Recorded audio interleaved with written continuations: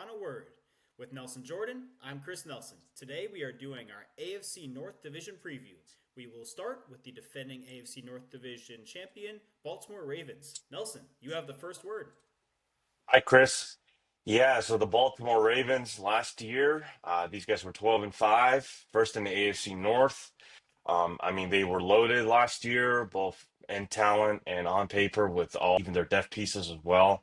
That's why they were so successful. I think the big home run in free agency last year was Derrick Henry, and getting him made that offense more just in, I don't even want to say indestructible. I think they were just Dynamic. any dynamic, exactly. And, with Lamar and him and just the versatility of that offense, it was almost unstoppable just in every single game that they were in.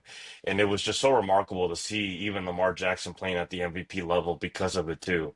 Because even though he's played at an MVP level and another season behind him, I think last year was his best season overall, in my humble opinion. I just seeing him outduel Joe Burrow in two classic games, one in Cincinnati and then one on Sunday night, I believe, in Thursday night. Baltimore.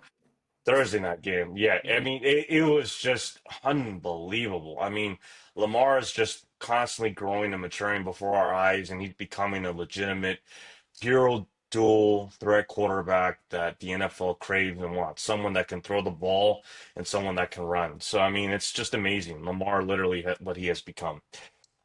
It was sad though because they did lose to Buffalo in the divisional round on the last play that would have been going to Mark Andrews if he had caught the ball, and it would have been interesting if Mark Andrews did catch that ball because they were still down by two, I think, even if That he would did have catch tied the it. game.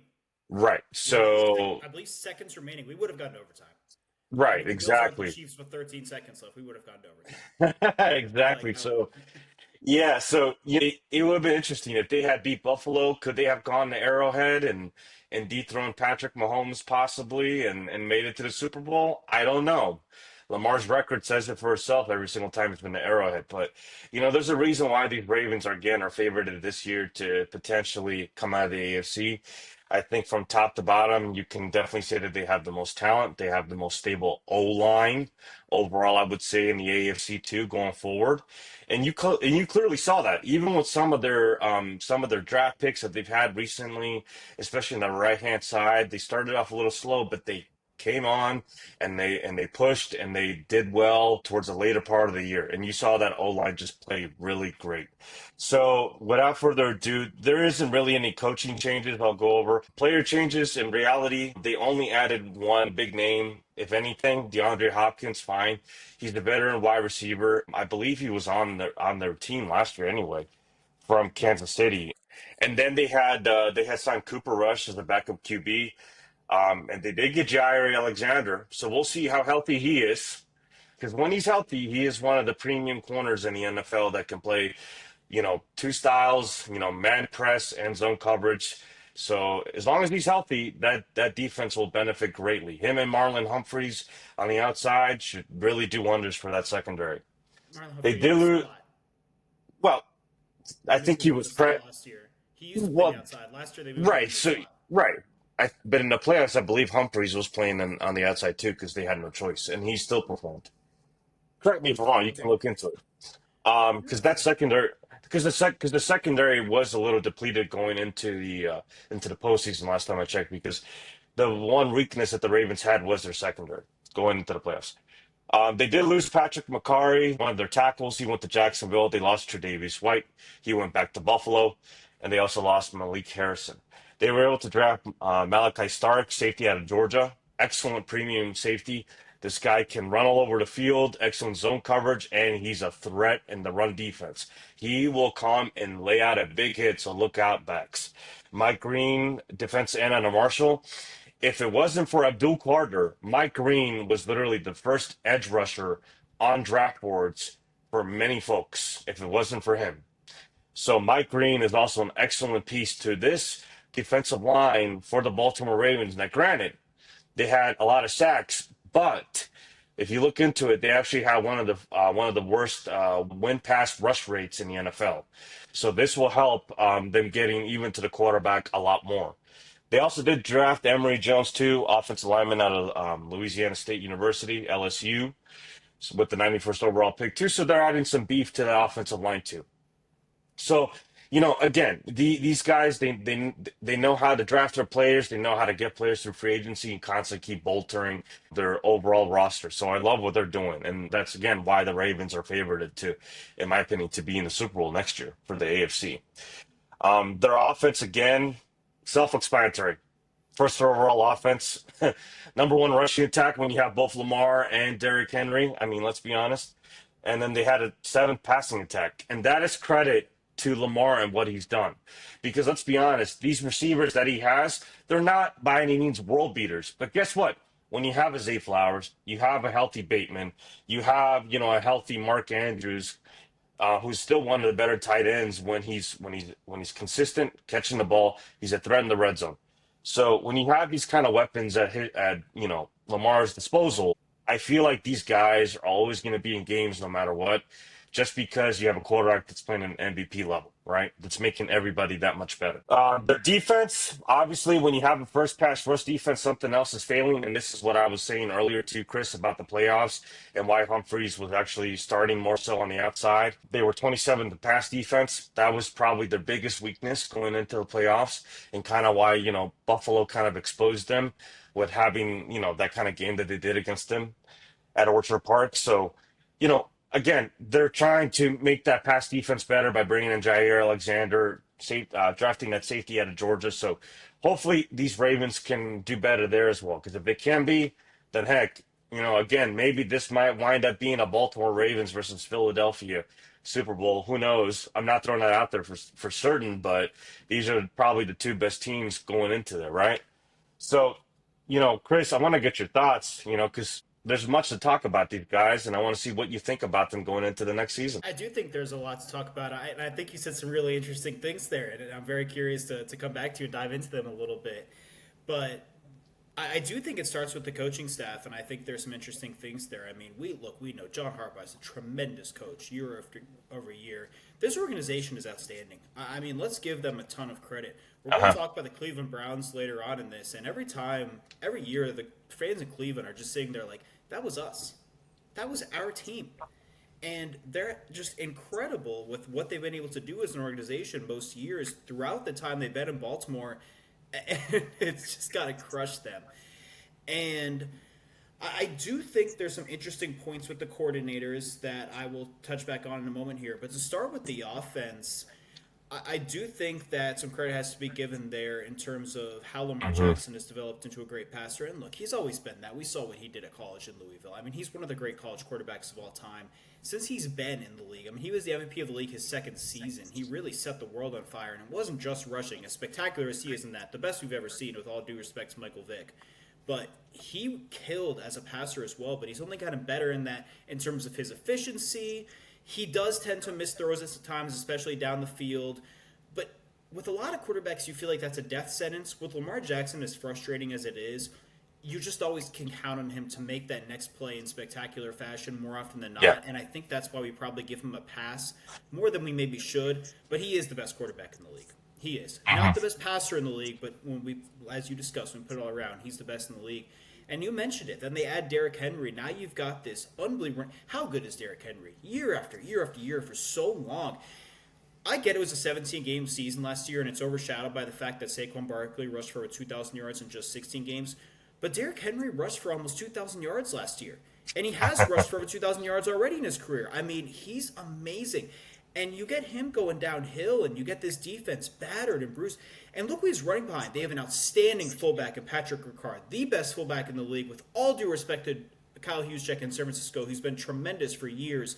He's not the rusher receiver that Kyle Juszczyk can be at times, but in terms of a pure lead blocker, man, is he good. And he has been for some time. It didn't come out of nowhere. And then you have Tyler Linderbaum, the perennial Pro Bowler at center, who's still young and likely only going to stay that good, if not get better. Let's give some credit to Ronnie Staley at left tackle. I mean, 6 years ago, he was as good at left tackle as there was in the league, and for the past 4 years, he dealt with consistent injuries, year after year, so many injuries, so many games missed, we didn't know if we were going to be able to, if injuries were going to derail his career, if we'd be able to see him put it all together. And look, credit to the Ravens for sticking with him, and credit to him for constantly putting the work in to get back to where he played every game last year, and he was a Pro Bowler. And he had a really good season. He did.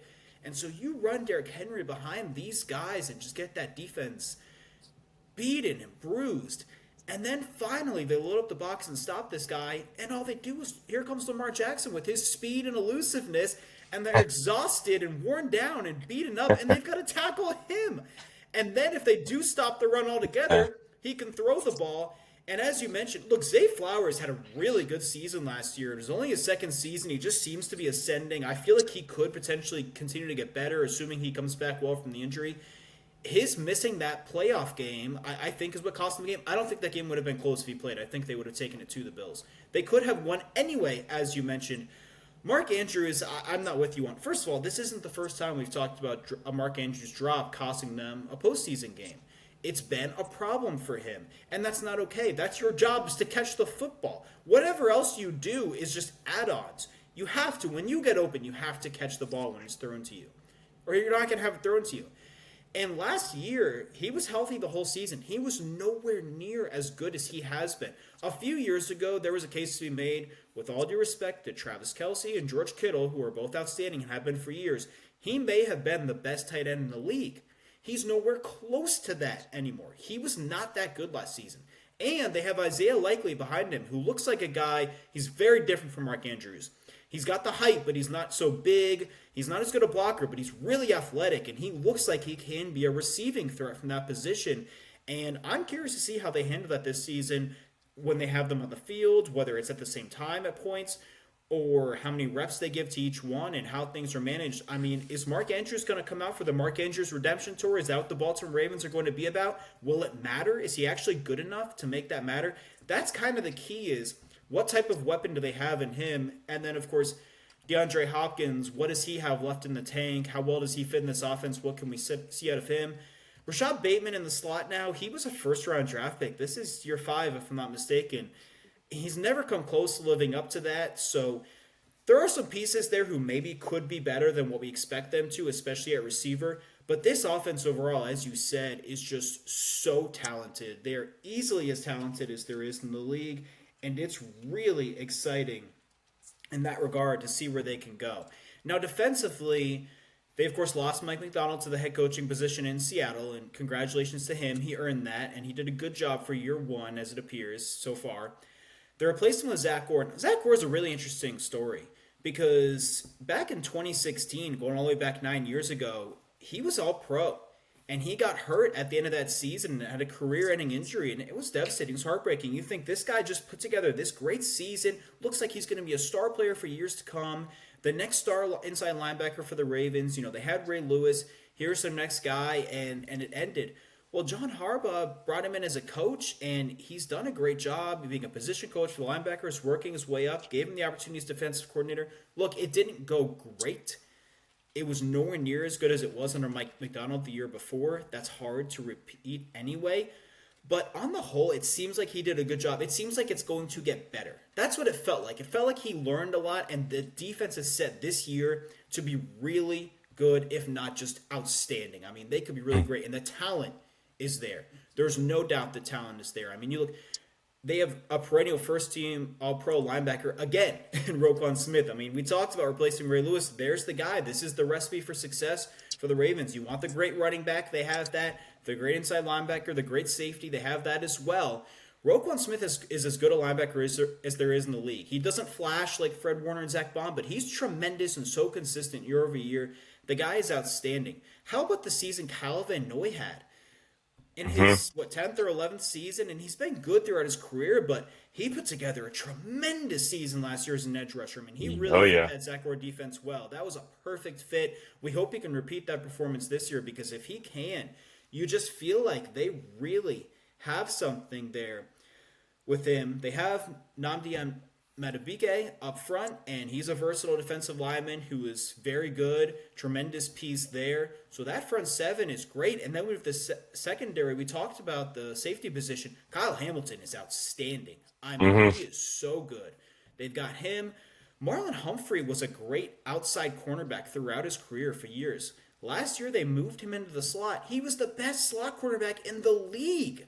What an incredible job by him. I mean, he was outstanding. And you're right, the outside cornerbacks, there maybe were some questions there, so now they bring in Jerry Alexander. The thing is, that defense might be so great that Jerry Alexander is just an add-on. So if he can't stay healthy the way he hasn't been able to throughout his career, whatever they can get out of him in the games he can play in, if he's playing at an all-pro level like we've seen him at when he is healthy, that's a massive boost for them. And if he somehow can stay healthy, that is a terrifying thought for how good that defense potentially can be, assuming that Zach Orr is up to the challenge and can make all of those pieces work and do that job. You feel like he can. You do feel like Roquan Smith and Kyle Hamilton, are the keys. But you have to be excited about the Baltimore Ravens. I know we're previewing the AFC North, but I think for the Ravens, it's almost a foregone conclusion that they are the heavy favorites and they should be AFC North Division champions again. This team realistically almost feels like Super Bowl or bust.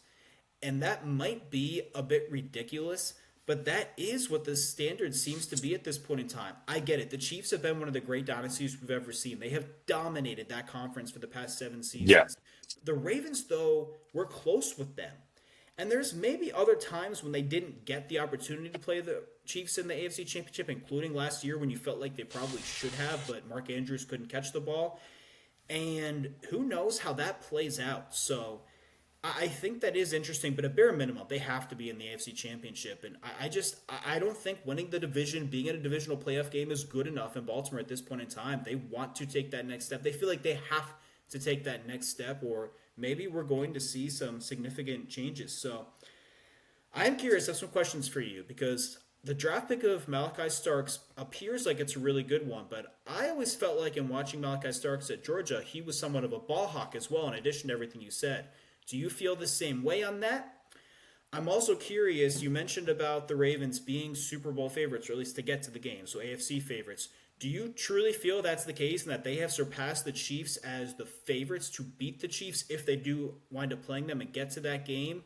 And are they already ahead of Buffalo as well? I would say that they should be, but they did lose to Buffalo. I know Zay Flowers didn't play. I know we had the drop, but that is the case. And Buffalo's very good. Let's not forget that. So do you feel that the Ravens are the favorites to get to the Super Bowl? And I'm curious your thoughts on Zay Flowers. You heard mine. You mentioned that you didn't feel like he was a world beater. I think he had a really good season and is only ascending and getting better. World beater is a heck of a term. He's not Jamar Chase, but I feel like that's underappreciating what he does. I feel like he is that top option, not just as a wide receiver, but a receiver overall for that team, and he's a big-time difference maker. So those are my 3 questions for you to find out your thoughts and your perspective on.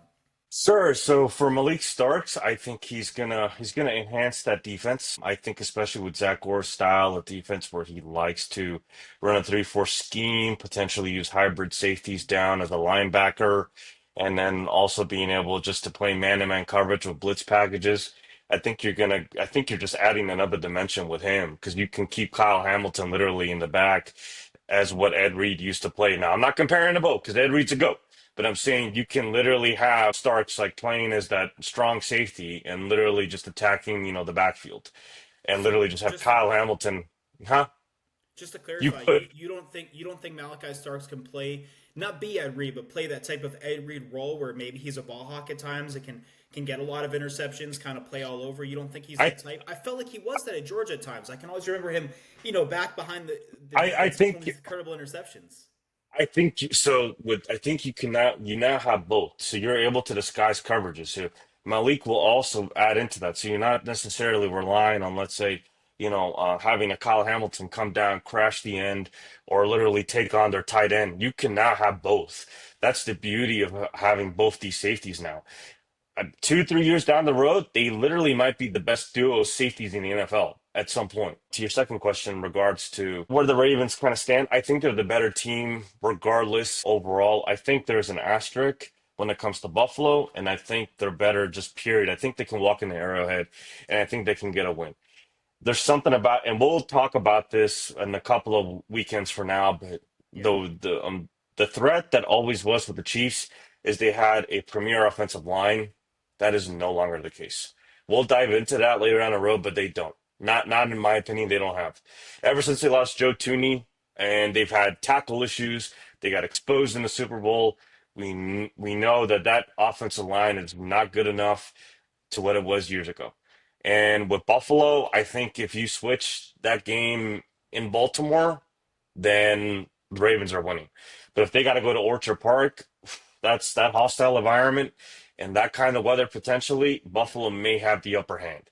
So it's going to be key for Baltimore to, if they're going to win out, they're going to have to be either one or two, and per se, Buffalo is literally behind them in the seeding or whatever. That's they're going to have home field in order to get over Buffalo. Just because Josh Allen last year, listen, he played in an MVP caliber season last year, right? And He I think was he the was MVP. MVP. He He was the was the MVP, MVP. yeah. Yeah, exactly. Despite being second So team All Pro behind Lamar Jackson, it was weird. It was I, weird. I don't know. Seriously, Same I don't know how guys vote these. for both. You tell me. I mean, maybe there was some money on their table. We don't know, right? So, but Even no. that, okay. So they're better. They're better than KC to finally end. They're better than KC, and as long as they got home field, they're gonna beat Buffalo. But if they got to go to Orchard Park, it's a coin flip at that point. So, can I ask a Um, follow-up question before you get to Zay Flowers? sure. So, you feel like if the game is in Orchard Park, excuse me, the Bills are the favorites because despite going to Orchard Park last year, if Zay Flowers plays and they play clean, they don't have that drop, they may have been the better team. I will also add to that, what is the likelihood realistically in your mind, because we are talking about the AFC North, the Ravens could be higher than the 3 seed because that division outside of the Browns is really good, at least on paper. And even the Browns might be better. We'll get to them.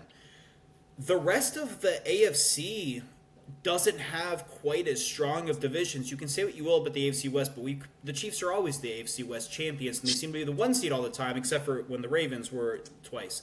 So I'm curious your thoughts on that, if they really can get a top 2 seed or even the 1 seed in the case of the Ravens, just because their schedule will be harder. And then also, you and I seem to agree they're the most talented team in the league. I think they hands down are, and not just this past season, year over year they seem to be.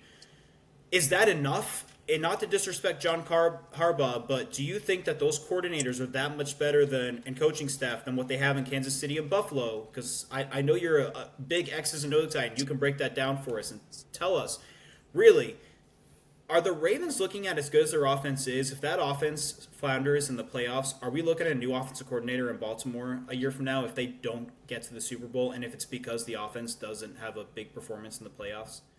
I'm curious So on you're your adding, thoughts from you. yeah, you're adding the wrinkles. I think the one reason why, even if they go into Orchard Park and they don't make any adjustments on that defense, where the defense, yeah, they get a little better, fine. But even if they have to go into Orchard Park, I think it's fair at that point. You're going to give the +3 or whatever to Buffalo to be ahead by a field goal, just because they're playing at home. Now, we're comparing both teams by seeding.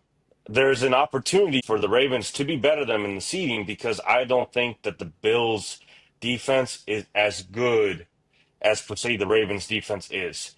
They lost a lot of pieces in the Bills' defense, what was it, 2 years ago in free agency? And even though the Bills' defense was kind of like as a patch up, band-aid all the way through postseason play, etc. I mean, shoot, we saw the game against Kansas City, and they couldn't really get to Mahomes. They really couldn't get Mahomes knocked off his rocking chair. And then we saw Philly obliterate that offensive line. So it's like that makes you pause and say, well, if this is the Buffalo Bills going up against that offensive line or the Buffalo Bills defense against that offensive line, it's like, are they really even going to touch Lamar? I mean, yeah, granted, we saw last year that he fumbled the ball and he had that interception, but Mm-hmm. it was also due in fact because there was snow on the field. The ball was slippery and most Well, times, obviously, and just the yeah, environment. he So, self-inflicted wounds. It felt like, and I think that's part of the exactly, problem here with Baltimore. exactly. So, I think looking at from that perspective, Baltimore has the better chance to get a higher seed. And then if I'm looking at per se the Bills' schedule, I mean this schedule is no cupcake walk either. I mean they got to play Baltimore the first Sunday night football game for everybody to know. They're playing how many teams? How many teams were in the playoffs? One, two, three, four, five, six, seven, eight. They're playing at least eight. Half their schedule is against playoff teams. Now, granted, they finished first, Sure. yes, but And they still, do I every mean, year. right. So it's like we'll really see what these Bills are made of, especially because I didn't even count, like, they're playing Miami too, and Miami still has the high-powered offense, and they're True. playing them in Miami.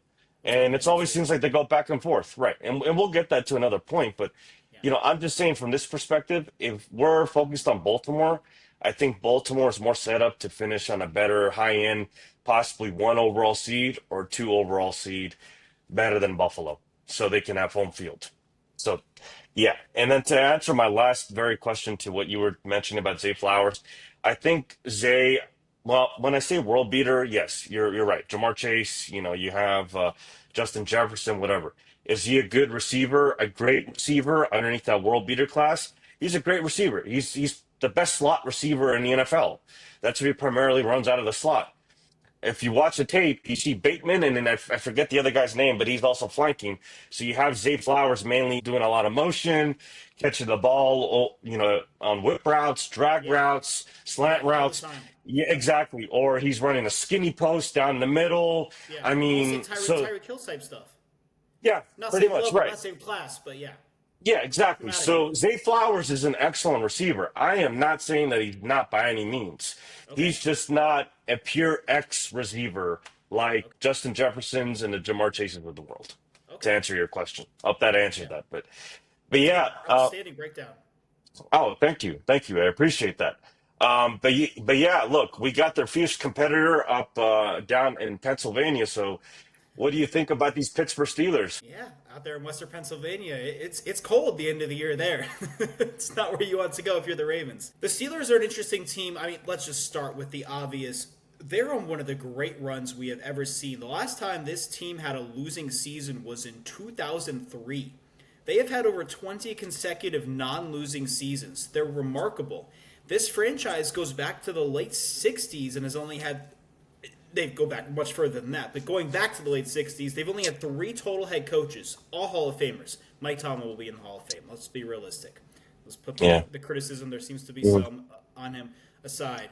Let's talk about Mike Tomlin, though, for a moment. I get it. Not winning a playoff game every year is frustrating.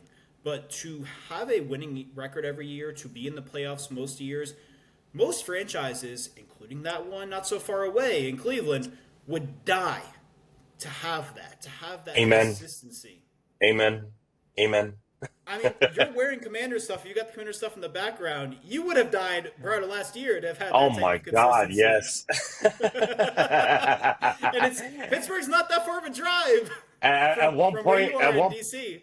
at one point, there was a trade rumor years ago, apparently linked to Dan Snyder. Apparently, he was about to give up, I think, three first-round picks to have Mike Tomlin, and Mike Tomlin's like, "Hell no, I'm not going over Well, Mike there." Tomlin's a Virginia guy, right? That's where he went to college. Him and uh, Sean McDermott. I think so. I'll look that up right now, but I think so. William and Mary, I believe that's in Virginia. Oh, that sounds about right, actually. Yeah, that I does think sound that's where about they right. went. I believe they both went there. But let's give Mike Tomlin credit. I mean, he's done a tremendous job, and he's so likable. Let's put the criticism aside for a moment and give him some credit. But let's look at what the Steelers are on paper. I don't think there's any doubt. As I said, the Steelers are a good team. I think they're a playoff team. I think what the problem is for the Steelers is less about how good they are, which I'm going to touch on in a moment here. But we just talked about the obvious top three seeds in the AFC are going to be Kansas City, Baltimore, and Buffalo. Realistically, the Steelers aren't beating any of the division champions. I mean, if they get the 5 seed and they go to Houston, we've seen what the Texans have done despite a lackluster record to playoff opponents in the wildcard round at home the past 2 years. It hasn't been close. They've crushed them. And we'll talk about the Texans down the road and how we feel about them, but I don't like the Steelers' chances or any wild card in the AFC of being able to go on the road in the wild card round and win. And it's not a knock on Pittsburgh. It's just about how good those teams are. There are interesting questions with the Steelers, though. So on that offense, they made significant changes. They swapped out Russell Wilson for Aaron Rodgers. Aaron Rodgers the past few years has been a far cry from the back-to-back MVP he was 4 years ago in 2020 and 2021. He's gotten older. He had the Achilles tear. He's not going to be the same quarterback. But can he be better than Russell Wilson and Justin Fields for that matter? That's the question. I think to do Hmm. so, Aaron Rodgers needs to be better than he has from the past few years. He doesn't Hmm. need to be the MVP of the league or one of the greatest quarterbacks of all time that we've seen him be in his prime. But he does need to, I think, have a really good season to the point where he's not retiring after this year. I think he needs to be that good. And that, I think, needs to happen to make the difference from Russell Wilson to Aaron Rodgers. Mm-hmm. Isaac Seumalo was a tremendous guard, so they have that piece in place. That's good. They swapped out George Pickens for DK Metcalf. On paper, DK Metcalf should be an upgrade over George Pickens. With all due respect to George Pickens, and we'll see what he does in Dallas. Maybe not a massive upgrade, but he should be better. Now, obviously, a lot of that will have to do with how Aaron Rodgers performs. A lot of how Aaron Rodgers performs is going to have to do with how DK Metcalf performs. Then they added Jonnu Smith at tight end. Interesting piece. Arthur Smith, the offensive coordinator, that's his guy. Wherever he's gone, he had him in Tennessee at the start of their careers. He had him again for a year in Atlanta. Jonnu Smith, though, went down to Miami last year, and you talk about that high-octane Mike McDaniel offense in Miami. They want to sling it all over the field and had, by far, the best year of his career. He had a really good season. You love fantasy football. I know that he's I benefited off of him. Yeah. I did. He was really good. And he was. Plain and simple, for you and all the other fantasy football players, he's not going to put up numbers like that this season in this offense. He's not. That doesn't mean he's not going to, that he's suddenly going to be worse. That's a statistic. That doesn't determine how well you play. This offense is different. They are built on that classic Pittsburgh Steelers football of run the ball up the middle, down your throat, and wear that defense down, and then they're going to go play action and throw it down the field. And that's why Arthur Smith is the offensive coordinator. He fits Pittsburgh perfectly. That's what they want. And he does tend to have an offense that doesn't turn the ball over. They move the ball, they control field position, they put the defense in an advantageous position. Aaron Rodgers, in his prime, was probably the best quarterback we've ever seen at taking care of the football while also putting up big numbers in terms of yards, touchdowns, completion percentage. Last season, he was not that. Now, was last year's struggles more about being on the Jets? Because who has success with the Jets? Or is that the Aaron Rodgers we'll see? Or is there somewhere in between where he's a bit better than that, takes better care of the football? Because if he does take care of the ball, he doesn't need to be spectacular. They're going to rely on that defense to get it done. But if he can get the ball down the field to DK Metcalf, if he can get the ball to Jonnu Smith, even on limited pass attempts, which we'll likely see, that should work for them. The running back position is interesting. They moved on from Najee Harris as they should have. Najee Harris as a rookie looked like he was going to be the next great Steelers running back. He never lived up to that his next 3 seasons. It was time to move on. I know the Steelers fans are excited about Jaylen Warren. They've been talking about him as Najee Harris's backup throughout that time, that in terms of efficiency, he's been far better than Najee Harris, and they want to see him get that opportunity. Can he maintain that efficiency with a much larger volume of carries and touches? That's going to be what we need to see. They drafted Caleb Johnson out of Iowa. What is he going to be able to produce? He's not going to be Najee Harris as a rookie because he's not going to get that volume of carries that Najee Harris got. But can he have better efficiency than what Najee Harris has had the past few years? And can those two be a good complement to each other? And can the Steelers run the football effectively? This offense is going to live and die on that. Not on Aaron Rodgers' arm, not on DK Metcalf and Jonnu Smith's ability as receivers. It's going to come down to that. Now, in order for the Steelers to have realistic high-level success, that offense can't just be good. It has to be really good, which I know sounds crazy because they haven't been close to that for years. But that defense, in order to get Jonnu Smith, they had to give up their star safety. That is a big loss. I'm curious how that's going to look. And they got Jalen Ramsey, and I'm going to come back to the front seven because we know that's where the real talent is in that defense and where it's as good as there is in the league. But those cornerbacks now, they've chosen to go with Jalen Ramsey and Darius Slay, who both last season looked well past their prime. A couple years ago, they were both playing at a great level, but last year they didn't look that good, and they were healthy. I think it might be at that point in time where they're older and they're not great cornerbacks. Now, can they be better than what the Steelers have had? If they can be, then that still makes that defense better on the whole because they'll be better in coverage on the outside. And that kind of allowed them to have more success. So that's going to be the big question is how did those two veteran quarterbacks perform in that defense? Their job will be a little bit easier than what it has been in their previous stops. Well, in case of Darius Slay in Philadelphia, not so much. But Cameron Hayward is special, man. I mean, Aaron Donald retired and opened the door, and Chris Jones is right in that mix, but he's as good a defensive tackle as there is in the league. I don't care how old he gets. The guy's just amazing. Whatever injuries he has, he comes back. He is so good. I mean, people after the injury a couple years ago were talking about him like he was going to retire. I'm sitting there like, have you watched this man play? And man, did he show it last year, and I was happy to see it.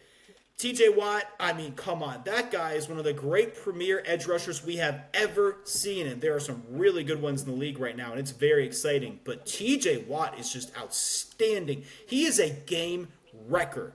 Mike Tomlin jokes about how in practice they have to take him off the field so that they can actually run their offense in practice.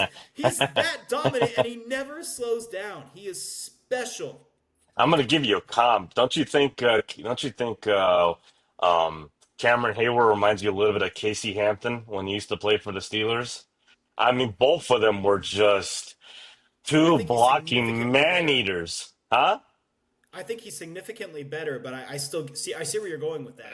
I I like mean, it. this is the proof to the pudding. How the Steelers, they know how to draft too. I mean, these guys know how to draft players. They really That's a do. special organization. Let's give the Rooney family Woo. credit, man. What they've done, it's amazing the consistency, and not just over the past 21 years that they've had a non-losing season every year.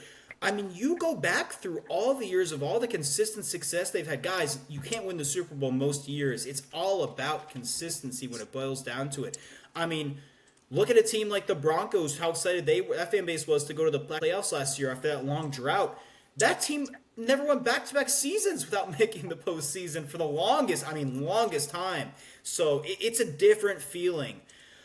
I would say Cameron Hayward right now, and this may be blasphemy, but he might be the second best defensive tackle in Steelers history. He will not come close to first. Mean Joe Green. But I think he might be Wow. the second best. He Okay. will not come close to Mean Joe Green. He's not close to that. No, of course not. Of course not. I That's how I think was kind of prior to Aaron Donald, Mean Joe Green may have been the best defensive tackle in NFL. prior to Aaron Donald. I think Aaron Aaron Donald's Donald might have special. been. Yeah, I think he's the goat of that position, that I think specific he's the position. goat. When you get Defensive tackles. when you get blocked by three offensive linemen at once, you're more than just special. You're a unicorn. Let's be honest. I saw like a classic game on NFL Network or something some weeks back, and it was the Rams, and he was playing, and I was like, I didn't realize how much I missed watching him all season until I just saw that. That guy was unbelievable. But we digress. Yeah. I think the Steelers' defense is going to be really good. I just don't know that it's going to be great like it has been, and I think that is going to be the big question because they lost Minka Fitzpatrick, and I think the loss of Minka Fitzpatrick is huge. And we're going to talk about him next week, but I do think that hurts that defense, and I'm not convinced those two veteran cornerbacks are anywhere near what they were, and that they're going to be going to be able to hold up. I have a lot of questions with that Steelers secondary. And then the offense, I don't think is going to be really good. I definitely don't think it's going to be great. I think at best it's good, but there are question marks. How good is Aaron Rodgers going to be? Is he going to be an upgrade over Russell Wilson? Is DK Metcalf going to be an upgrade over George Pickens? How good is Johnny Smith going to be? To be fair to Johnny Smith, and I'll leave it at this for my last point, his last 2 years under Arthur Smith, his last year in Tennessee and the year in Atlanta, were the two best years of his career prior to last season. So, and that was a very different offense. So the ability is there, and it can work in this offense. So there might be something there, but it's going to come down to Aaron Rodgers in that regard. So Nelson, please give us your thoughts on the Steelers. So there's a lot to, I don't want to say be optimistic, but there's a lot of points to be made that potentially this could be a one-off in a good way for the Steelers. I think bringing Aaron Rodgers in a system where you have that's not complicated.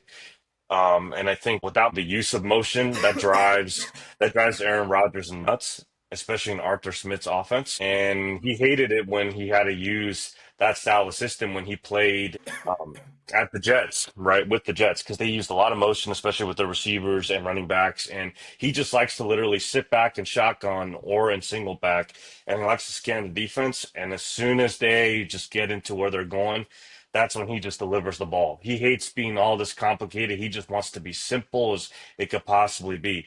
And with an Arthur Smith offense, that's what you're going to get.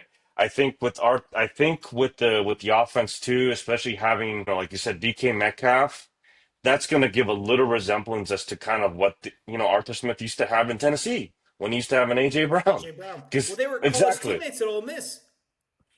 Thank you. So, I mean, I don't know that this offense might lose a beat. I think it could be potentially better than it was last year because you have a veteran quarterback in Aaron Rodgers who can deliver the ball.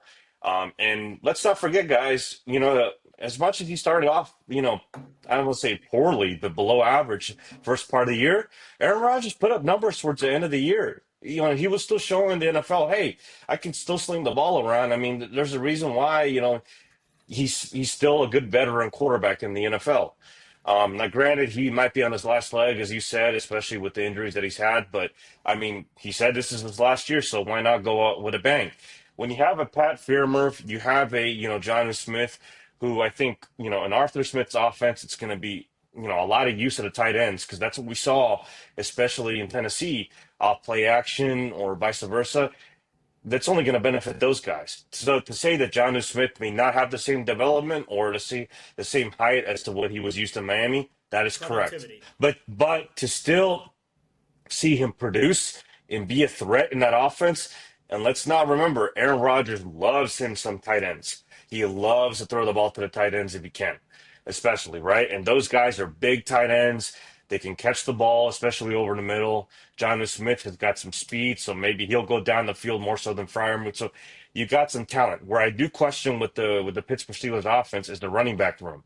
You lose a Najee Harris, but you don't pick up a legitimate number one starter. You're having to rely on essentially his backup now, and a lot of folks are saying he might be better, but when he was being used a lot, he got also hurt, Jalen Warren. So he didn't see the field all the time. So you go up and you draft the Caleb Johnson out of Iowa. And yes, he was a perennial running back, but he's not a big back that's a bruiser that defines essentially Pittsburgh Steelers football. So this to me is a little bit like, are the Steelers not done yet? Possibly, maybe, as the offseason's going into training camp, are they still potentially looking for another running back, et cetera? Because to me, that running back room is a little light. It's not giving me any black and gold, like legitimate running back, like that can help an Aaron Rodgers, so he doesn't have to sling it 40 times a game, because that's not a Pittsburgh offense. So, and then to also touch base upon the defense where you were kind of going at with the loss of Minka Fitzpatrick. So I do want to talk about that. I think Minka, and I was reading a lot of inside comments with, whether it's Pittsburgh fan bases across the web and hearing also, various other people talking about too. Minka did not have his best year the last 2 years per se. It was a little bit of a downcline. Minka, he's great against the run. He always will be.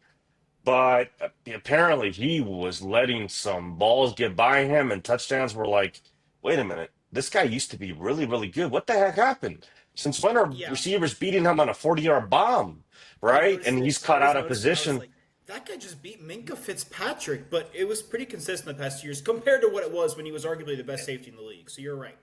Exactly. So it wasn't a surprise. If anything, to Pittsburgh fans, it was like, couldn't we have gotten more out of this trade? Maybe more draft picks? Because yeah, it's great that you got a Jalen Ramsey. It's great that you got a Jonnu Smith, but you only got one draft pick in return, and I believe it was a fifth-round draft pick or something. So is it right that they got Jalen Ramsey? Touch on that. I was going to get to that.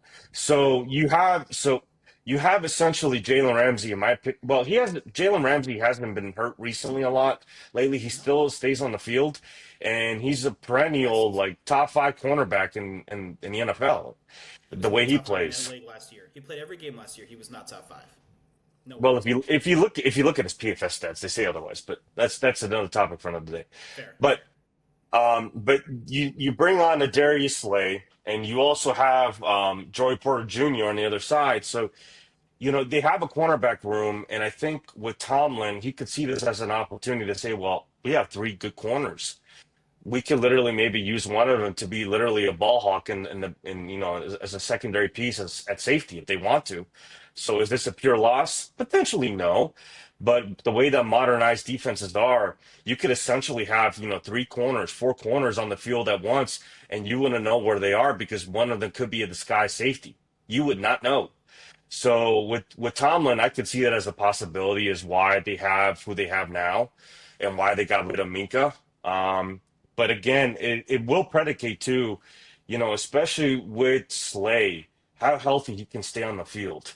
Because I know bringing in Ramsey must have had that to be in their thoughts to say, well, if Slay goes down, then at least we have another really good corner behind him. So it'll be interesting to see. If they can have all these three guys at one time, I think the defense will get by this year. Will get by is the key word. They still have to look for another safety potentially to play opposite of Elliott. Because Elliott So is actually one of the you're disregarding the front seven and how good the front seven is. Get by. Like the Steelers' defense has been as good no, as no, no. it's been I, in I'm the I'm, t- league. I'm talking about I'm talking about their pass defense. I'm The talking about their secondary will pass. get by. Yeah, their secondary will get by. Yeah, because if How we're big of a factor do you think the pass rush plays into that, though? I mean, if quarterbacks don't have time to throw the ball, then the defensive backs have an advantage.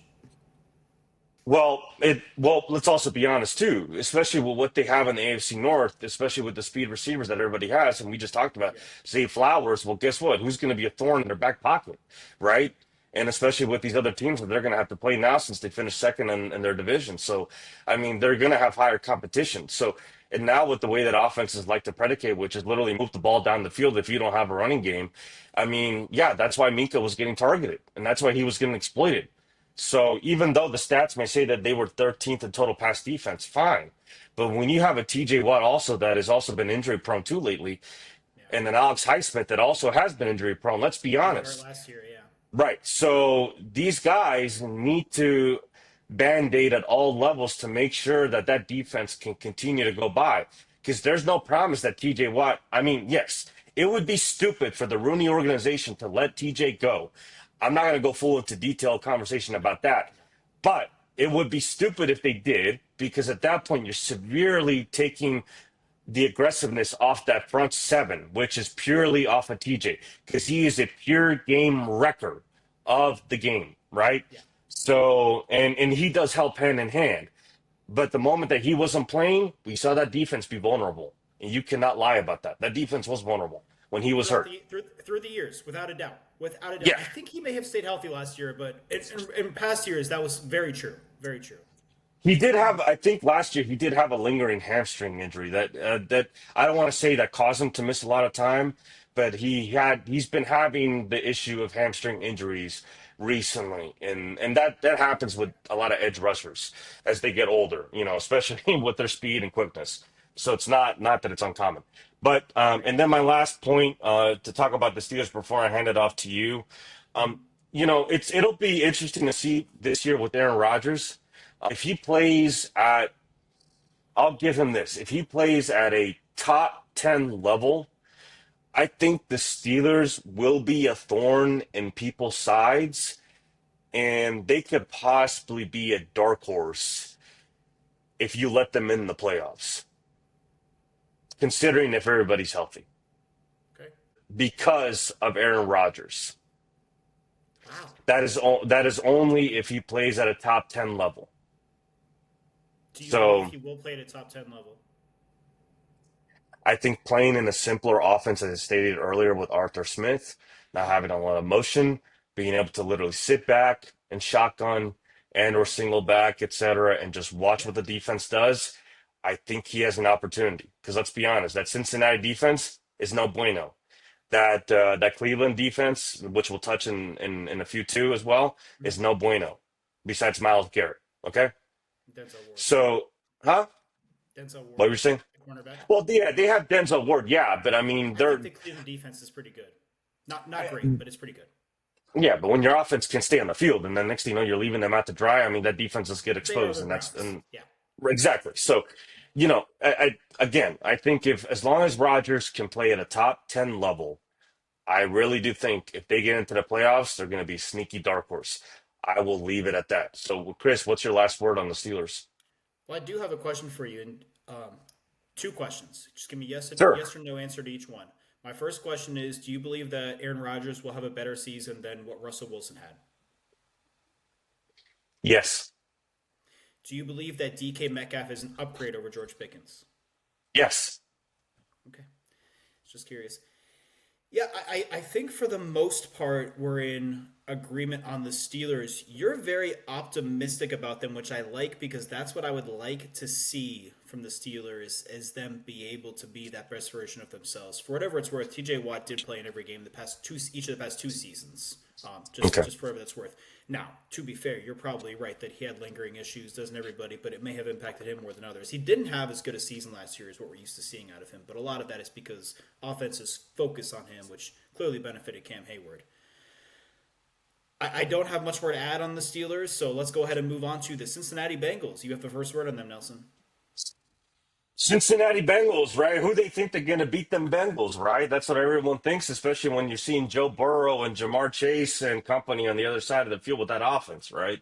I mean, granted, this offense was the reason why you guys, finished above 500, and yet you guys were literally in shootout mode every single game, or let alone game to go into the playoffs last year, which you were trying to be, right? Listen, Joe Burrow, he's an excellent quarterback. I believe he's top five in the NFL behind some of the other ones. I mean, shoot, he's probably one of the few that's come out of college, and straight away everybody thought, boom, this guy was literally not even going to have a sophomore slump. He was literally going to terrorize this league, and that's exactly what he's done ever since he's been in the NFL, every single game. I mean, granted, as long as you got Burrow on that field, you're going to have a 50-50 chance to win the game. But the downside of your Bengals, which they have been Cincinnati, has been your defense. Your defense has not been very good, especially the last few years. You guys did end up firing your defensive coordinator Lou Anarumu, and then you did bring in Al Golden to replace him. Now, for some of the players too, there has not been that much changeover. You guys were able to do a lot of re-signings. You did resign, Jamar Chase to a mega contract. Granted, that might have been at a Burrow, basically holding your owner hostage because he doesn't like to have his checkbook up that often, right? Right, exactly. So now the big question in Cincinnati is, and we're not going to talk about it too much, but Trey Hendrickson. And if I were you, I would not let that boy walk because that is your heart and soul of your defense. Because he had an incredible season last year, I believe, with 17 and a half sacks. That brother can play. Holy smokes. And let me tell you, too, a little wrinkle. Everybody, please, when they played the Baltimore Ravens, guess who was stopping Derrick Henry in the backfield? Trey Hendrickson. Watch the film. Hendrickson got past their offensive lineman, and he was literally stopping Henry. If you see the games, Henry did not have the same explosiveness that he had in the other games because of Hendrickson. It's incredible. This guy, he's underrated, in my opinion, as an edge rusher that can set the tone to stop the run also. Don't let him walk. If you let him walk, your defense will be bottom five in the NFL, worse than it was last year. Don't let him walk. You guys were 9-8 last year. You guys were shooting for the playoffs last year. You guys couldn't make it. You guys lost to the LA Chargers in a crazy game. It was an instant classic. Do you remember that game? Yeah. It was Sunday night, Yes. Sunday There were night some guys football. missing on both Oh, sides in that game, some injuries, but yeah, that Sunday night game, it was nuts. I kept jumping out of my seat. I'm like, this game cannot get any better. Like, holy smokes. But that's what it is. It was Your awesome. guys' team. Yeah, it was awesome. An instant classic. Yeah. Oh yeah. But, honestly, Cincy, I want to see you guys succeed. Your defense needs to get better because your defense was not that good, and there's not that dimension to it at all. And please, for the love of God, Cam Taylor-Britt, stop talking and actually back up your game because you got burnt on so many games last year. I can't even comprehend. And for you to also pinpoint also my Commanders as the college style offense, well, guess what? What happened to you guys? Don't make me remind you.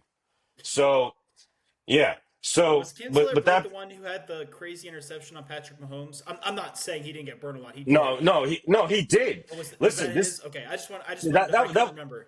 That was that his, was right? his. Yeah. He's don't get me wrong, he's a ball hawk, but when it No, comes to, you're right. He got burnt a playing ton. You're right. Yeah, I'm you're playing right. man-to-man coverage and zone Yeah. coverage. I'm just like, literally, you could literally be back there cooking up a couple of burgers and see he still won't catch up. I mean, for God's sakes. So it's like, listen, I'm not trying to degrade Cam Taylor-Britt by any means, No, but listen, guy, like you were being real. you need to bring up your game a little bit before you can leave Yeah. out that bulletin board material. Yeah. Chris, what do you think about the Cincinnati Bengals? Well, for the most part, I think you hit the nail on the head with all of it. I am curious to come back and ask you a couple things that I'm going to be curious on, some things you said in there. But to start with the offense, yeah, I mean, there's no doubt. Joe Burrow is a really good quarterback. Jamar Chase, though, that's the guy I want to talk about. That's the first name that pops off the page to me. The best wide receiver in the league, and he has been the best wide receiver in the league. He just put it all together statistically last year to show he was the best in the league. He's had that talent. Don't forget, him and Justin Jefferson were college teammates. It was Jamar Chase who won the Blitnikoff as the best receiver, and he was a year younger. And if you watch Justin Jefferson play at LSU that season, especially in that bowl game against Oklahoma, I don't know about you, but I remember that game in 2019, and I was like, who is this guy, and why is he not being talked about as one of the best receivers in the nation? And has he shown it since he came in the league? But Jamar Chase is even better than that. Was that the Natty that you were describing? The national It title was the game? semifinal. The The national semifinal? championship it should have been against Ohio State, but the refs decided they wanted Clemson to play in the game instead. So if go back, tell me I'm wrong. Yeah. Um, but so it was the semifinal. Yeah, I can't remember exactly which bowl it Was that the was. shootout where The literally Sugar Bowl. I think it was where Justin Jefferson might have had 3 touchdowns and Four, Chase actually. I had think he had two four or four? touchdowns. It Yeah, was I now think Joe now Burrow I'm threw remembering. 7 touchdown passes. It was Yeah, now I crazy. remember. It Yeah, was unreal, and yeah. it was in the Superdome, not Superdome. It was at So it was the Sugar Bowl then. it was in New Orleans. It was in New So it Orleans. was I the Sugar Bowl. remember. Okay, so I was right. It was the Yeah, Sugar Bowl. Okay. it was. All right, yeah, that they they were unbelievable, but yeah, Jamar Chase is special. I mean, he won the Triple Crown last year. We've talked about how good Cooper Kupp was in 2021. Jamar Chase maybe wasn't quite that good last year, but man, that was one of the all-time great seasons by a wide receiver. And it's how fast he is. He's constantly somehow getting behind the defense for these huge plays. It's amazing because they're focusing all of their attention on him. It does not matter. It does not matter. He Tyreek Hill single-handedly faster, but he's Jamar Chase is unbelievable. he single-handedly almost beat the Ravens on that Thursday night Twice. game. Remember? Yeah, I every mean, possession he kept because it looked like it was over multiple times, and then it was Jamar Chase touchdown, just like that, 3 times in a row it, or something. And you're like, unreal, how does this unreal. keep happening to that defense? We just talked about how good they are in those safeties, and I know Kyle Hamilton plays in the box a lot, and that's where he's at his best. But wow, yeah, he's amazing.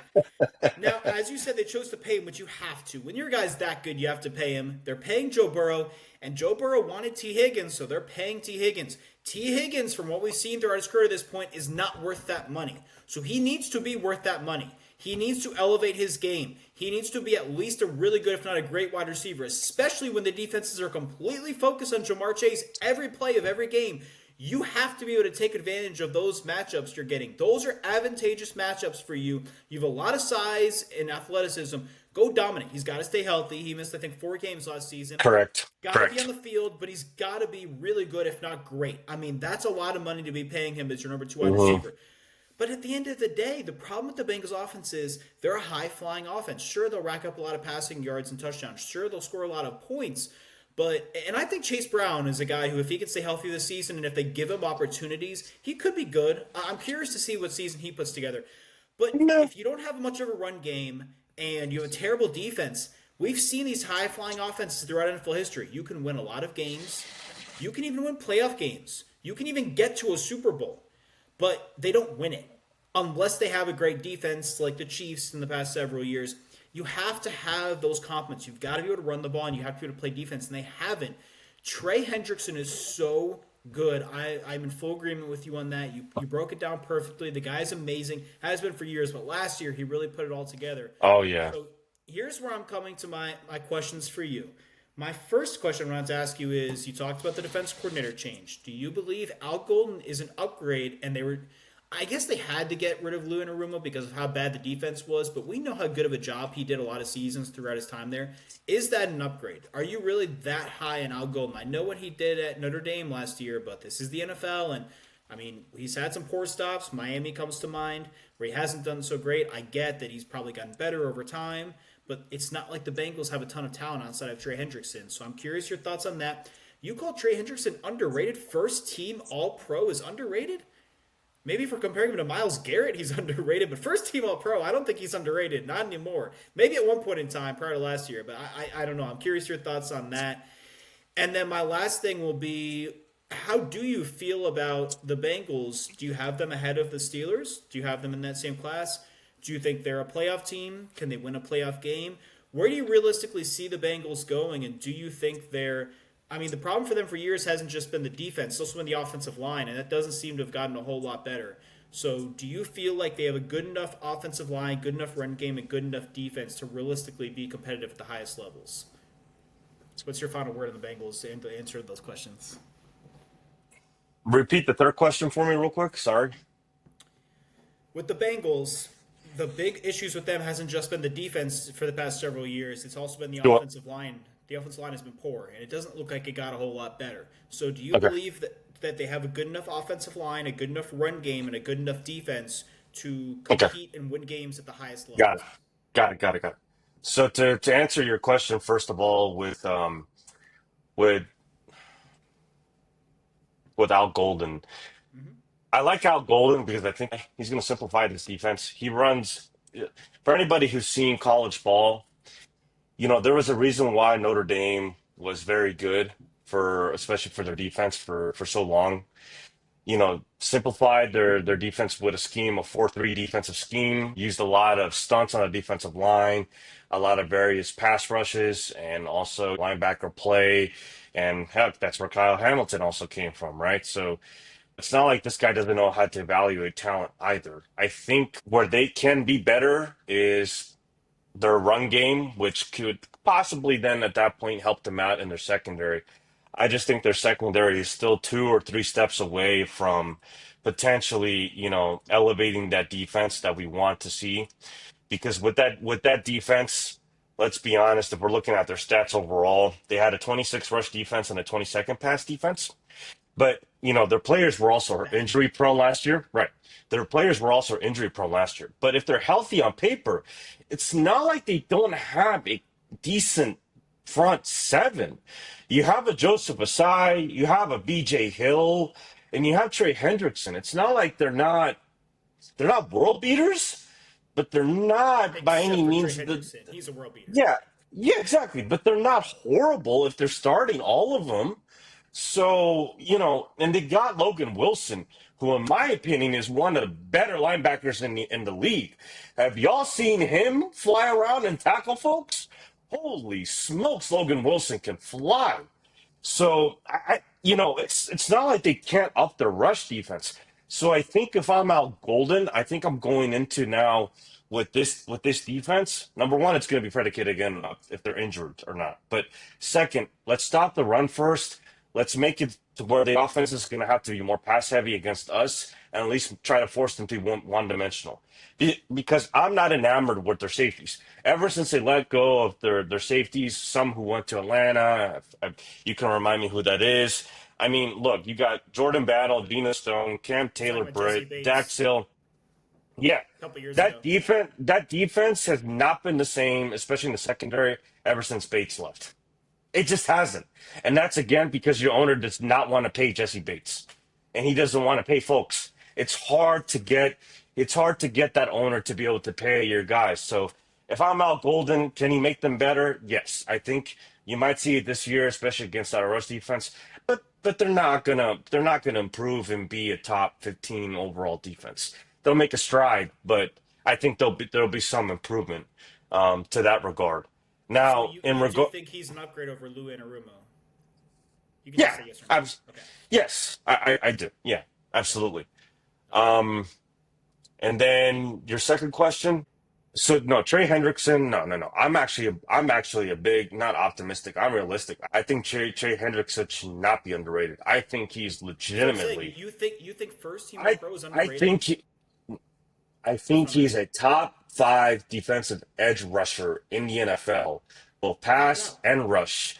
Now, where I am telling you that he's underrated, it's because a lot of the pundits that have no clue what they're talking about are saying that he is rather subpar when it comes to his rush defense. And that's why I said earlier in this video, I said, watch the game against that Baltimore Ravens and literally see Hendrickson was in that backfield, and I can tell you was 2 or 3 times he stoned Henry. And that is hard to do. So for everyone to say he's overrated when it comes to rush defense, Not cry overrated. me a Just river. I don't. I think Cry it's me a hard to river. say a guy who was first team All Pro is underrated. But okay, fair enough. On the rush defense point, I didn't know that there were a lot of critics on his rush defense, but maybe we Yeah. can dive deeper into that. But fair enough. Fair enough. Yeah. And then to touch up on your third question real quick, I still think the Cincinnati Bengals are still, as far as their whole team is concerned, I think they're still a step behind the Pittsburgh Steelers. I think for me personally, am I optimistic on the Cincinnati Bengals? Yes, I am optimistic, but I don't think the running back room is still good enough just yet. Chase Brown, I love him as a piece, but he was an excellent backup to Mixon when Mixon was there. He was excellent out of the backfield. He's an excellent pass catcher. He's I was shown going to say, strides where he can run the ball. But I mean, who did you bring in to back him up? P. Ryan. Fine. P. Ryan can be a bruiser, but P. Ryan is not your every down back either that can go get you 6, 7, 800 yards. no. So it's like for me He's older. personally, He was already there. exactly, exactly. So it's like I'm not convinced that that running back room might be better than maybe what the Steelers have. Now, granted, they might have decent offensive line, yes, to protect Burrow, but you still have the defense who I just explained earlier. They're going to just be taking some small steps forward. This is not a defense that's going to get way better under Al Golden in year number one and expect then at that point to have an overall team way better than the Pittsburgh Steelers. So, no, they're still third best in the division, in my opinion. They're still third best. I got one more from something you just said. Better, and you can just give me yes or no. Better running back room, Pittsburgh or Cincinnati? Pittsburgh. You have Jalen, you have Warren, you have Gainwell, and you also got that rookie out of Iowa. Yeah. Yeah, at Iowa. Yeah. Yeah. And not to So mention, yeah, the Steelers' offense doesn't have to be as explosive as the Bengals because the Steelers have the best kicker in the league. So, right, exactly. yeah. So with that being my last word over the Cincinnati Bengals, let's go down to Cleveland, Cleveland, the land. And with that being said, Chris, you got the first word. Should the first word be boo? Well, no, where was our paper bags? That's what it should have been. No kidding. I mean, ever since they brought this team back in '99, they've been a laughing stock. And we just talked about the Ravens at the top because they won the division again. They were the Browns, and since they've been in Baltimore, they've had more success than the recent year Browns were having. And go ahead and say your stuff about Bill Belichick in that regard, but I mean, this has been a joke. I just don't know what to say. The quarterback situation is the big head scratcher. That's the problem. You can start with the fact of why did they pay Deshaun Watson so much money? Look, Deshaun Watson was a really good quarterback in Houston, but he wasn't worth a record-setting contract that remains as such. I mean, it's bonkers. And he's gotten hurt every year. He can't stay on the field when he has played. He's been nowhere near that guy that he was. And now he's going to, in all likelihood, he's going to miss the entire season with the torn Achilles. And you're paying him more money than any other quarterback in the league to not play. And on top of that, you gave all those draft picks to the Houston Texans. Yeah. Who you And look at what the Texans are doing. They won the They've division, assembled a team. horrible division, but who cares? I mean, they're good. They win a playoff game back-to-back years. I mean, it's just, and they have a good quarterback. Yeah, and a good head coach in D'Amico Ryans, who we'll talk about later down the road. Yeah, we'll talk about them in a couple weeks. But I mean, it's just it's a joke, and this is what Cleveland does. I mean, that position has been such a problem for them, and it's mind-boggling. And now, I mean, it did kind of work with Joe Flacco a couple years ago, but for the entire season now, 17 games, is it really going to work with Joe Flacco? And let's not forget, he threw so many interceptions. I mean, he was comeback player of the year. He got them to the playoffs. He helped get them to the playoffs. He was a gunslinger, though. I mean, I get that that's that offense, but if he's throwing that many interceptions, I don't care how many touchdowns he throws for, how many yards he throws for. That's just not going to work. I mean, say what you will about Baker Mayfield and the interceptions he threw, but the success he still managed to have, that's a whole different situation, and Joe Flacco took it to another level with the interceptions. I just don't know. And they drafted two quarterbacks. And they have Kenny Pickett as well, right? Mm-hmm. Yeah, that's correct. They traded for him. Right. So you've got Deshaun Watson's going to miss the season, but you still have 5 quarterbacks. Technically on roster, yes. Yeah. That doesn't make any sense. Why would you draft Shedeur Sanders and draft a quarterback out of Oregon as well at that point? It doesn't make any sense. This best available thing, Shedeur Sanders was the best player available. Okay, but what are you actually benefiting off of that in the long run, especially when you're already paying this other quarterback all this money? I mean, your roster overall sucks because you're limited what you can spend because you're paying a guy all that money to not play. I mean, Kirk Cousins is paid a ton of money in Atlanta to not play. but at least he's the actual backup quarterback and can play. Deshaun Watson is hurt and can't even play. Yeah. It's nuts. And the reality is that offense has two great guards. I mean, Wyatt Teller is maybe not the right guard he once was, but he's still good. Joe Antonio is, I guess, not his peak prime anymore, but he's still really good. He's tremendous. And they've had those guys for years. I mean, you got to figure out how to make this work, and they don't have Nick Chubb anymore, and we don't know what he's going to be at this point after the injuries, but I don't know that they can run the ball very well. They do have, Jerry Jeudy had a really good season last year. Oh my God, incredible season! It's almost like Amari Cooper. rebirth. Yeah, they traded Amari Cooper, and he came in and lived up to the guy he was drafted to be in Denver, and it never worked out there, but he was really good. And look, the one guy who's got to be ecstatic about Joe Flacco being at quarterback is David Njoku, because he was really good with Joe Flacco quarterback a couple of years ago. So Yep. realistically, if Joe Flacco can play like that but cuts down the interceptions, and David Njoku and Jerry Jeudy can produce like they have the past couple of years, or last year in Jerry Jeudy's case, a couple years ago in Njoku's case, that offense could be a little bit high-flying and maybe do something. Maybe that helps the run game get going. But does it? I just doesn't matter, because the rest of the roster sucks except for, let's talk about the defense. Myles Garrett is the best defensive end in the league. He's the best edge rusher in the league. He's as good a defensive player as there is in the league. That guy is unbelievable. I mean, he's just a menace. He's terrifying. I mean, we talked about how good Trey Hendrickson is. Myles Garrett is far better. That's how incredible Myles Garrett is. And Denzel Ward's a really good cornerback year after year. I mean, he's a perennial Pro Bowl cornerback. He's a really good player. That defense has been good at times in some seasons, including a couple years ago.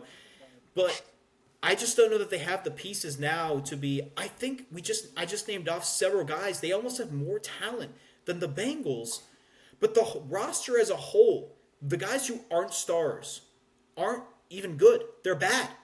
They're terrible. They have a lot of bad players starting in prominent positions in the National Football League.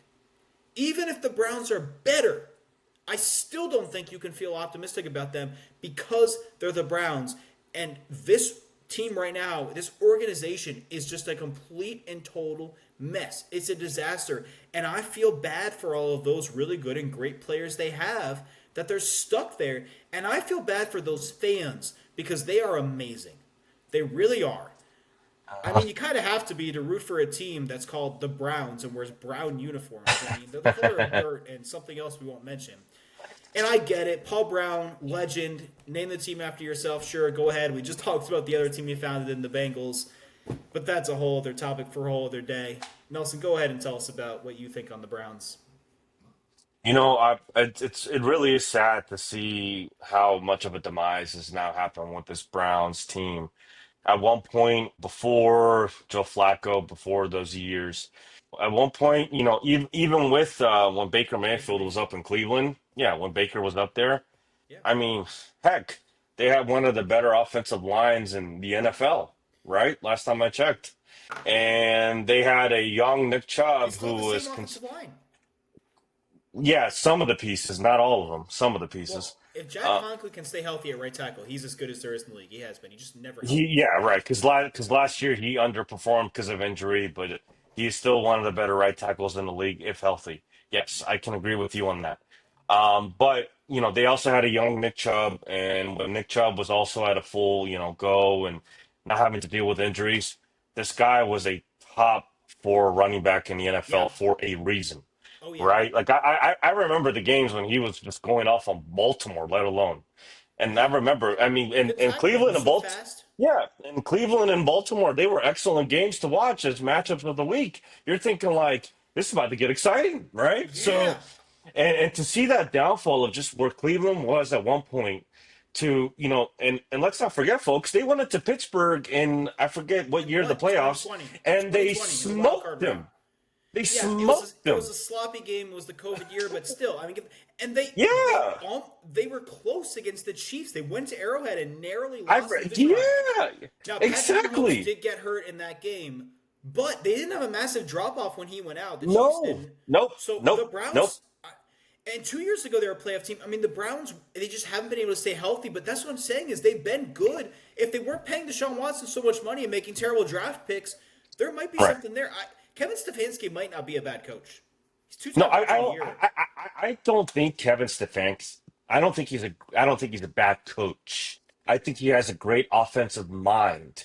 Yeah, I think where you were talking about earlier, where Joe Flacco and that comeback of the year per se with him and playing with that Cleveland offense.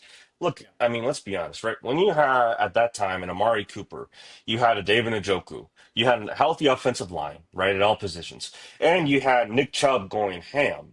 No, he got Let's be hurt. honest. He That got hurt. well, He got hurt. he did get hurt. Yes, there's a reason why. Even when you have a really good offensive line in front of you that can protect the Flacco and can still throw the ball, then Yeah, yes, Njoku just. I mean, he went off.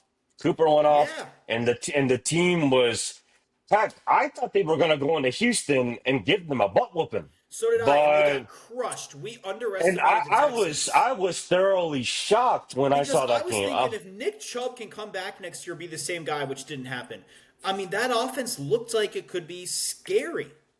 Right, If Deshaun right. Watson was going to be the guy he was in Houston, and Nick Chubb was going to be the same guy with those guards, with Jack Conklin at right tackle, and with Amari Cooper, David Njoku, they brought in Jerry Jeudy, you're like, I mean, if we know Jerry Jeudy's going to play like that, you'd all those other pieces, and then they had a great defense. Weren't they the number one defense in the league 2 years ago?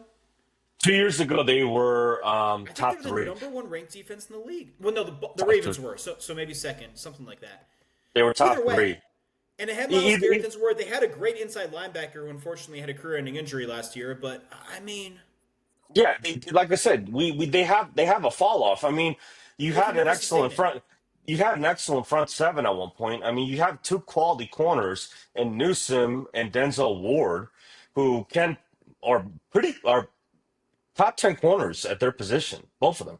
So if they stay healthy is the key, right? Because both of them just continuously cannot stay healthy for the love of God for some reason. But you know, if you if you're going to be optimistic, Cleveland, you just want to see some improvement on offense. You want to see some at least stability per se, and maybe you want to see some improvement too on defense. But would I see you guys, even finishing better than third in this division? No, but if if I'm just going to be a good guy, just be optimistic. You have a veteran at quarterback. Stefanski loves obviously Flacco for a reason. You did get Pickett, but at least you have a veteran in there at this point, right? So to block out all the noise and maybe at least keep you guys competitive in some games, right? So this is hopefully will be the start of something maybe for the next 2, 3, 4 years down the road. But honestly, if I'm Stefanski, I'm also worried too, because I'll leave it at this before I hand it back off to you. I think Stefanski better hope that his team shows some sort of juice. Otherwise, I seriously think Stefanski could be gone at the end of the year. I really do. So, Chris, you got the last word. What's your last take on these guys? They 30 years ago they moved to Baltimore. Maybe they should move again. I'm just kidding. They should not move. The Cleveland Browns are a classic franchise traditional. It's unfortunate that happened to begin with, and they had to have 3 full seasons with no team there. Yeah, I like your optimism. I hope that's the case, and I agree with you that Kevin Stefanski is very much on the hot seat. I think that's a fact. But it's I don't know if it's through any fault of his own because that front office has really put him in a terrible position. Yeah, You would love to see them be able to get the Deshaun Watson contract off of their books off the after the season books. without eating any dead money, and have the Yeah, ability to spend money and figure out who they want to be their quarterback, and hopefully it's actually a good quarterback for once, and then don't have those two quarterbacks they just drafted. Maybe you can trade one of them. Maybe one of them can have some value. I'd play the heck out of those guys in the preseason to try to show them as much value as possible to other teams, so that but there is next one year. little nugget. There's one little nugget I'll touch base off of that. So, just for everybody at home, Deshaun Watson did get hurt, but he did not get hurt in a football mandated activity. He got hurt technically in doing whatever his personal business was. Right. So, and if you didn't know, there was a clause in his contract that would not guarantee his money for this year if they found out that that was to be true. So right now there is a possibility where his cap could come off the books this year if I they thought do find. I thought Deshaun Watson got hurt. against the Giants, was it, or something like that?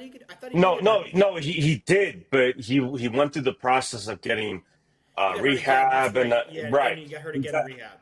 Yeah. Exactly. Okay. So there could be an opportunity where that money could come off the books. There hasn't been much talk And they about won't that, eat any but dead money. exactly, Okay. exactly. So that could come Well, you off. know what? For their sake, I hope that happens. Or if Deshaun Watson, they do have to pay him next year, and he does come back. Well, you're paying him all that money. May as well start him. Maybe he can actually play like he did in Houston. I don't think we're optimistic about that at this point, but I'm just trying to find some silver No, lining for the city of Cleveland. right. I hmm mean, they I don't just, blame you. yeah. They're good fans. I listen. I was there at the Outstanding. The dog pound is uh, great. I was there at the Commanders and Cleveland game when Cleveland came down and to play us down here. Their fans are OGs. They're an OG franchise. These guys love to have fun. They love to be able Technically to not. interact. Well, they love to have fun with everybody, just everybody in general. They're good people. And to Yes. see them to go through what they thought at one point, because let's also remember when they were in the playoffs, I think they were doing a Bud Light craze. Like that city erupted, Yeah. right? Yeah. So it's Yeah. like they're really starving for something more. And you know what? I hope in the future you guys get something more out of Cleveland. I really do. Because your fans I, deserve it. I agree. I think we all do. And we're not just talking about the Browns at that point, all sports, but let's be realistic. I think that's the big one for them. I mean, they love the Guardians now. They love the Cavaliers, but it's about the Browns. Yeah. I mean, It's exactly about the city. Right. yeah, yeah. What are your pre-training camp, projected standings for the AFC North Division? Clear and obvious, Baltimore runs away with the division. I think you got Pittsburgh finishing in second, playoffs too, and then Cincinnati. I will say this about you guys: you guys will finish third, but will make the playoffs as a wild card. And Cleveland, sorry, but you're going to bring up the cellar. Yeah, I concur, and that's the exact same thing it was last year, and I think we feel like it stays the same. I have Baltimore, Pittsburgh. I agree with you, Walker, a playoff team. Cincinnati, I agree with you, Walker, a playoff team, which tells you how good that division is. And Cleveland, I just hope they somehow have a better, maybe even much better record than last year, and maybe things move in the right direction. Yeah. What's your final word of the day? Final word of the day. McLaurin, for God's sakes, I don't care how much the checkbook has to be. Please just pay that man. I don't listen. I hear so much about comps about, well, Mike Evans this, and then you have Justin Jefferson. It does not matter. Pay that man. Mike Evans is out the door already in his career. I don't know how many years he has left. So I don't want to hear this comp about, oh, well, he should only get paid about 24 million or whatever his salary is. No, pay that man over the 30 cap, whatever you got to do. Keep him on the team. He is the soul and fire of this offense. Adam Peters, please, I beg you, pay Terry McLaurin. That's my final word. What do you Fair. got, Chris? I just want to say I hope Red Panda heals up, gets better. We want to see her back in arenas performing at halftime because otherwise we're going to have Nelson get in there and ride that unicycle and bounce all those balls on his head. So and nobody wants that. Be a lot of broken bowls. So that's what Ow, I'm ow. looking for is by the time we get to basketball season that we have her healed up and back in arenas performing those halftime shows. So we want to thank everybody for tuning in and sticking with us throughout. Yeah, thank you for everybody tuning in today. It's been a pleasure to have you guys. Please subscribe to our YouTube First and Final Word podcast channel. Follow us on other social media pages, and please listen to us wherever you get your podcasts. For Nelson Jordan, I'm Chris Nelson. This has been the First and Final Word.